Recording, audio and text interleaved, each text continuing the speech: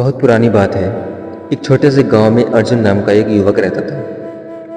नाम तो उसका अर्जुन था, लेकिन जीवन में वह हर उस इंसान जैसा था जो रोज दुखों से लड़ता है, पर समझ नहीं पाता कि दुख क्यों है और उनसे मुक्ति कैसे पाई जाए। अर्जुन का गांव दूर पहाड़ों के बीच बसा था। हर सुबह सूरज की किरणें गांव के चारों ओर फैले खेतों से सुनहरा कर देती, लेकिन अर्जुन के जीवन में ना तो सूरज की ऐसी किरणें थीं और ना ही खेतों की हरियाली। उसका मन निराशा, डर और असमर्थता के अंधेरे में डूबा था। अर्जुन का बचपन साधारण था। पिता किसान थे, माँ घर संभालती थी। माँ ने अर्जुन को हमेशा भागवत गीता के श्लोक सुनाए थे, लेकिन अर्जुन को उनमें कोई दिलचस्पी नहीं थी।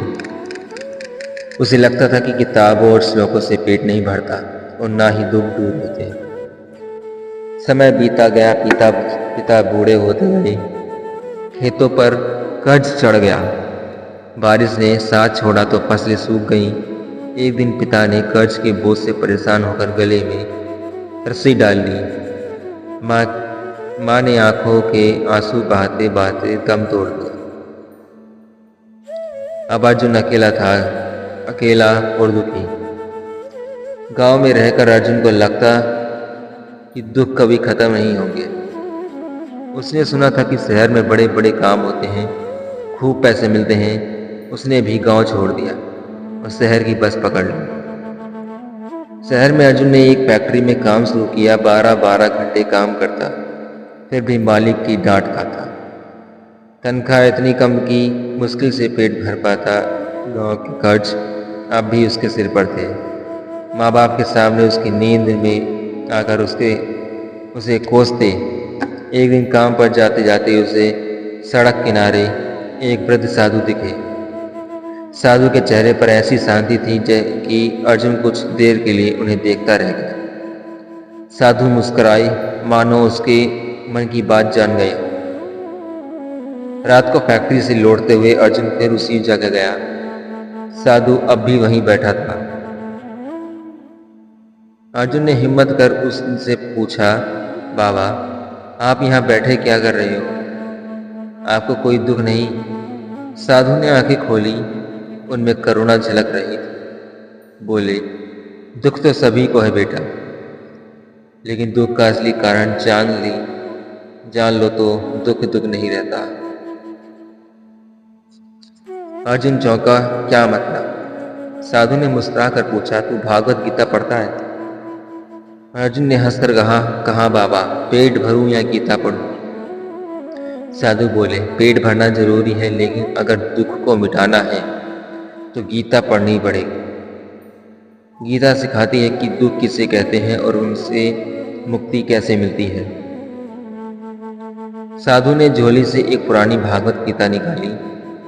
पहले पन्ने पर लिखा था, कर्मण्येवाधिकारस्ते मा फलेषु कदाचन। साधु ने अर्जुन को श्लोक पढ़ने को कहा।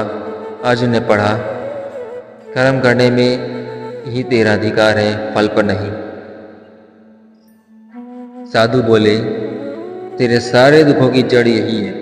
अर्जुन, तू फल चाहता है, कर्म से भागता है। तू खेत में मेहनत करना भूल गया है, भाग्य को कोसता रहता है। कर्ज बड़ा, पिता चले गए, फिर तू शहर भाग गया। यहाँ भी काम करता है, पर दिल में कुछ दुख लिए ही रहता है,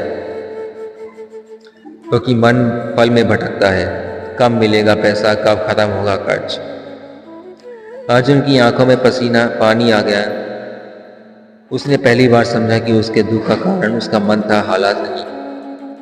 साधु ने कहा, भगवान श्री कृष्ण ने गीता में अर्जुन को युद्ध के मैदान में यही तो समझाया था, दुख भीतर से जन्मते हैं। अब जब तेरा मन आसक्ति छोड़ देता है, तब तू देख, दुख से मुक्त होता है। साधु बोले, आसक्ति यानी मोह, फल की इच्छा, किसी चीज को पकड़ कर रखना, चाहे वह पैसा हो या नाम हो, लोग क्या कहें, ये सब दुख को जन्म देते हैं। तू बस कर्म कर, निस्वार्थ होकर। उस रात अर्जुन साधु के पास बैठा रहा। उसने कहा, बाबा, मुझे भी गीता पढ़नी है, आप मुझे सिखा दो। साधु ने मुस्कुराकर कहा, गुरु बिना सीखे कुछ नहीं सीख सकता। मैं तुझे गीता पढ़ाऊंगा, लेकिन शर्त है, तू रोज सुबह सूरज को प्रणाम करेगा, ईमानदारी से काम करेगा और गीता का एक श्लोक याद रखेगा।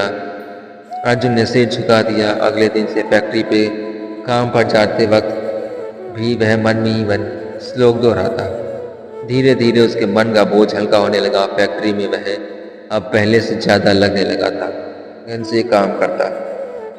मालिक ने भी देखा, अब अर्जुन देर रात तक भी शिकायत नहीं करता।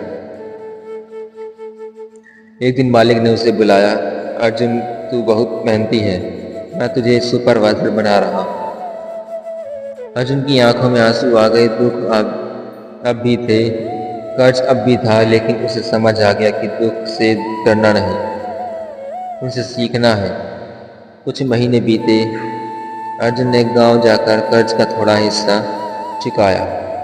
गांव वालों ने तारीफ की। अब अर्जुन को भीतर की भीतर गर्व होने लगा। वह सोचने लगा, मैंने सब कर लिया, अब मैं बड़ा आदमी बनूंगा। साधु को यह बात पता चली। उसने उन्हें अर्जुन को बुलाया। बेटा अर्जुन, यह घमंड माया का जाल है। गीता कहती है कि माया धाषणे प्रकृति स्वते सचराचरम। माया ही दुख का जाल है। जितना तू मैं कहेगा उतना ही दुख लौटेगा। जिसने खुद को भगवान के भरोसे छोड़ दिया वही मुक्त हुआ। अर्जुन ने सिर झुका लिया। सच में उसके दुख का दूसरा नाम उसका घमंड था। एक रात साधु बीमार पड़े। अर्जुन ने उनकी खूब सेवा की। साधु ने अर्जुन को पास बुलाया। बेटा, मृत्यु से बड़ा कोई सत्य नहीं। गीता कहती है, जाते ही ध्रुव मृत्यु, ध्रुव जन्म मत सच्चा। जो जन्मा है वही मरेगा, इसलिए मृत्यु से डरना कैसा। इसी सत्य को आनंद जान लेगा तो सारे दुख हो जाएंगे। अर्जुन की आंखों से आंसू वह निकलते। साधु मुस्कुराते हुए बोले, दुख वही दुख है जो तुझे खुद को भुला दे।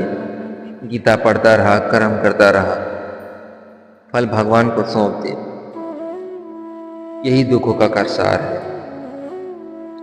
कहते कहते साधु ने आंखें मूंद ली। उनकी मुस्कान वैसी ही बनी रही, शांति से भरी हुई।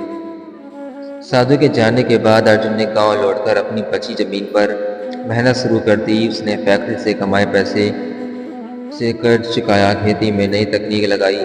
अब वह हर सुबह गांव के बच्चों को गीता पढ़ाना भी शुरू कर चुका था। लोग उसे सामान्य से गुरु अर्जुन कहने लगे। उसने गांव के युवाओं को समझाया, दुखों से भागो मत, गीता को जीवन में उतार लो, दुख दूर खुद तुम्हें छोड़ देंगे। अब अर्जुन के घर में दुख आता तो जरूर पर टिकता नहीं, लेकिन क्योंकि अब अर्जुन को पता था दुख भारी नहीं होता, ये भीतर ही पैदा होते हैं। और भागवत गीता वही दीपक है जो मन के अंधेरे को मिटा देती है। भागवत गीता कोई साधारण किताब नहीं, यह जीवन के दुखों का सार है। जो इसे पढ़ लेता है वह जान जाता है कि दुख क्यों है और उनसे मुक्ति कैसे पाई जाए। कर्म करना, मोह त्यागना, फल की चिंता छोड़ना, यही जीवन का असली अर्थ है। अर्जुन की तरह हम सब के भीतर एक युद्ध चलता रहता है, मोह माया का युद्ध। अगर मन में भागवत गीता का दीपक जल लिया तो यह शुद्ध जीतना आसान है।